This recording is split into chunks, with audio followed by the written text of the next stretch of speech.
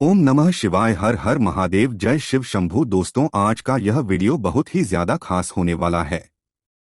हम सभी जानते हैं कि आज दिनांक 25 दिसंबर को सोमवार के दिन मार्गशीर्ष मास की शुक्ल पक्ष की चतुर्दशी तिथि का दिन है।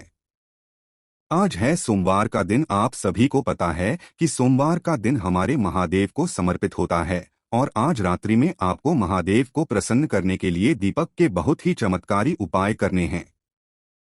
आज बहुत ही शुभ योगों का निर्माण हो रहा है।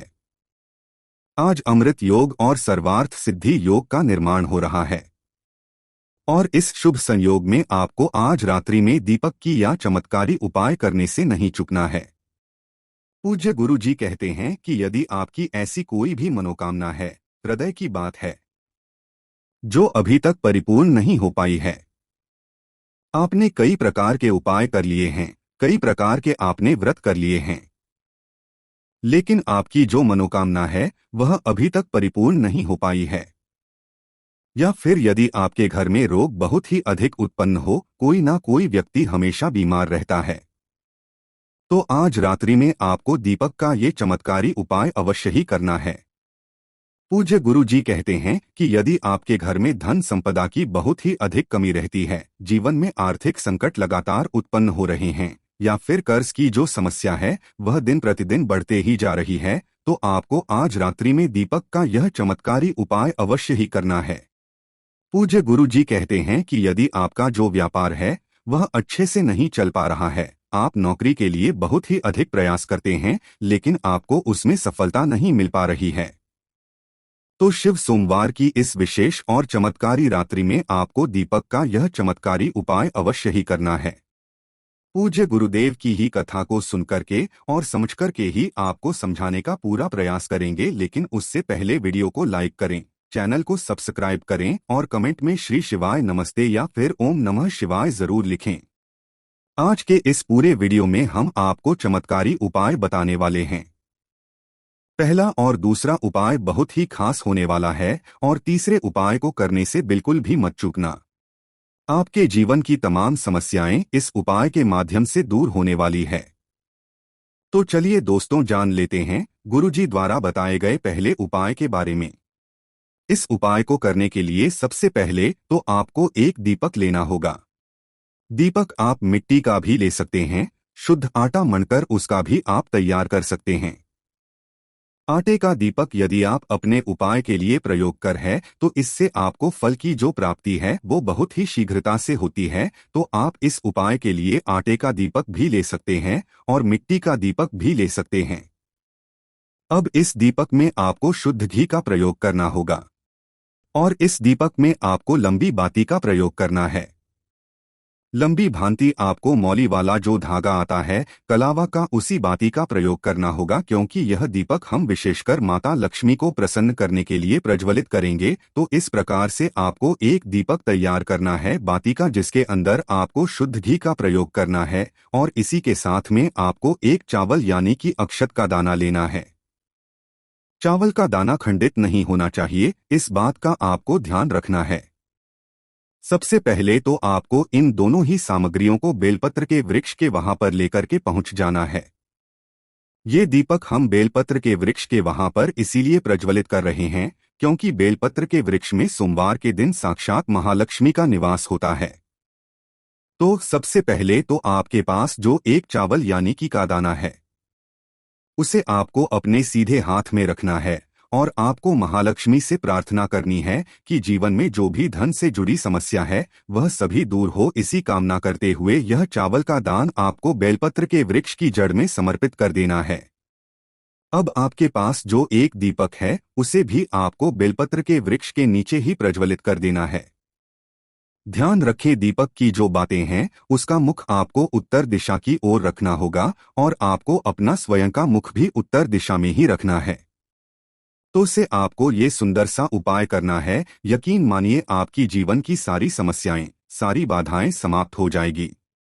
तो दोस्तों, इस प्रकार से आपको यह पहला उपाय करना है। अब हम जानते हैं दूसरे उपाय के बारे में। इस उपाय के लिए सबसे पहले तो आपको एक दीपक लेना होगा। दीपक आप मिट्टी का भी ले सकते हैं, शुद्ध आटा बनकर उसका दीपक भी आप तैयार कर सकते हैं। पूज्य गुरु जी कहते हैं कि जो भी व्यक्ति अपने उपाय के लिए आटे का दीपक प्रयोग करता है उसे फल की जो प्राप्ति है वह बहुत ही शीघ्रता से, क्योंकि आटे का दीपक सभी दीपक में सर्वश्रेष्ठ माना गया है। तो आप इस उपाय के लिए मिट्टी का दीपक भी ले सकते हैं, आटे का दीपक भी ले सकते हैं। केवल आपको एक दीपक लेना है। अब इस दीपक के अंदर आपको लंबी बाती का प्रयोग करना है, क्योंकि आज सोमवार का दिन है और यह जो उपाय है विशेषकर धन की प्राप्ति के लिए है और आपकी जो भी मनोकामनाएं अधूरी है उन्हें परिपूर्ण करने के लिए है। तो इस दीपक में आपको लंबी बाती का प्रयोग करना है। बाकी आप मौली वाला जो धागा आता है कलावा का उसकी भी सकते हैं और रुई की भी बना सकते हैं। और दीपक में आपको केवल थोड़ा सा शुद्ध घी डाल देना है। अब इसी के साथ में आपको कुछ मीठा लेकर के जाना है। आप मिठाई भी लेकर के जा सकते हैं या फिर यदि आपके घर में शक्कर है तो थोड़ी सी चीनी आप लेकर के अपने साथ एक कटोरी में लेकर के जा सकते हैं। तो इन दोनों ही सामग्रियों को सबसे पहले तो आपको शाम के समय यानी कि सूर्यास्त के बाद रात्रि के समय बेलपत्र के वृक्ष के वहां पर लेकर के पहुंच जाना है। यह उपाय हम सोमवार के दिन इस कर रहे हैं, क्योंकि गुरुजी ने बताया है कि सोमवार के दिन बेलपत्र के वृक्ष में प्रदोष काल के समय में माता लक्ष्मी विराजमान रहती है। गुरुजी ने इसके पीछे एक महत्व बताया है कि जब भगवान शिव ने भगवान विष्णु और माता लक्ष्मी का विवाह करवाया था तब उस समय माता लक्ष्मी ने भगवान शिव से कहा था कि आपको क्या चाहिए। तो भगवान शिव ने माता लक्ष्मी से मांगा था कि हे लक्ष्मी, तुम सोमवार के और साथ ही साथ प्रदोष की तिथि पर बेलपत्र के वृक्ष में प्रदोष काल के समय निवास करना और जो भी व्यक्ति बेलपत्र के वृक्ष के नीचे कुछ मीठा समर्पित करके दीपक को प्रज्वलित कर देगा तुम उसके साथ उसके घर चले जाना। तो यह जो दीपक है विशेषकर आपको रात्रि में 8 बजे से पहले ही प्रज्वलित करके आ जाना है। सबसे पहले तो आपके पास जो मिठाई चाहे आप शक्कर चीनी लेकर के आए या फिर कोई भी मिठाई लेकर के आए तो सबसे पहले तो आपको उसका भोग बेलपत्र के वहां पर लगाना है। अब उसी भोग के पास में आपको जो आप दीपक लेकर के आए हैं ना लंबी बाती का उसे भी आपको प्रज्वलित कर देना है। दीपक की जो बाती है उसका मुख आपको उत्तर दिशा में ही रखना है और दीपक को प्रज्वलित करने के बाद आपको माता लक्ष्मी से प्रार्थना कर लेनी है कि हे माता लक्ष्मी, आप हमारे घर में विराजमान रहें और हम जो भी कार्य कर रहे हैं उसमें हमें सफलता प्राप्ति हो। इस प्रकार से आपको कामना कर लेनी है और यह एक दीपक आपको प्रज्वलित कर देना है। इस सोमवार की रात्रि में है। अब दोस्तों हम जान लेते हैं तीसरे विशेष उपाय के बारे में। इस उपाय के लिए भी आपको एक दीपक लेना होगा। दीपक आप मिट्टी का भी ले सकते हैं, शुद्ध आटा मढ़कर उसका भी आप तैयार कर सकते हैं। इस दीपक के अंदर भी आपको लंबी बाती का ही प्रयोग करना होगा। यह जो उपाय है आप अपनी किसी भी प्रकार की इच्छा यानी कि मनोकामना को परिपूर्ण करने के लिए कर सकते हैं।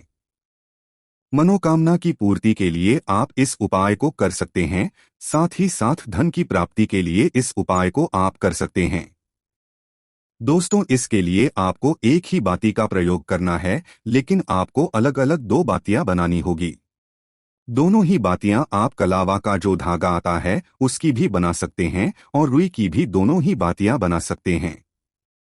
तो आपको दीपक केवल एक लेना है, लेकिन आपको बातियां 2 तैयार करनी है। अब आपने जो 2 बातियां बनाई है, चाहे आपने लाल रंग की बाती बनाई हो या फिर रुई की बनाई हो, उन दोनों को आपको आपस में मिला देनी है, यानी कि एक बाती बना देनी है। हमने 2 बातियों का प्रयोग इसीलिए किया है क्योंकि एक बाती भगवान शिव के नाम की है, एक बाती माता पार्वती की है। तो यह उपाय विशेषकर शिव और शक्ति का उपाय है। तो 2 बातियों की एक बाती तैयार करने के बाद उस दीपक में आपको इस बाती को डाल देना है और इस दीपक में आपको शुद्ध घी का प्रयोग करना है। अब यह दीपक आपको सूर्यास्त के बाद रात्रि के समय भगवान शिव के मंदिर में लेकर के पहुंचना है। सबसे पहले तो आपको इस दीपक को भगवान शिव के शिवलिंग के पास में प्रज्वलित कर देना है। ये जो दीपक है यदि आपके घर में भगवान शिव और माता पार्वती की तो उनके सामने भी आप प्रज्वलित कर सकते हैं। या फिर बेलपत्र के वृक्ष के वहां पर भी आप इस दीपक को प्रज्वलित कर सकते हैं। तो इस दीपक को आपको प्रज्वलित कर देना है और जो भी आपकी हृदय की बात है, मनोकामना है, उसे आपको महादेव से और माता पार्वती से बोल देना है। इस उपाय को करने से महादेव और माता पार्वती बहुत अधिक प्रसन्न होते हैं और आपकी जो भी मनोकामनाएं हैं उन्हें निश्चित ही परिपूर्ण करते हैं। तो दोस्तों, इस प्रकार से आज की इस वीडियो में हमने आपको साल के अंतिम सोमवार, साल की अंतिम चतुर्दशी तिथि पर किए जाने वाले 3 बहुत ही चमत्कारी उपाय बताएं। जो भी आपके लिए उचित है उसे आप कर सकते हैं। यदि उपाय से जुड़ा किसी भी प्रकार का सवाल है तो कमेंट में पूछ लें। ओम नमः शिवाय। हर हर महादेव। जय शिव शंभू।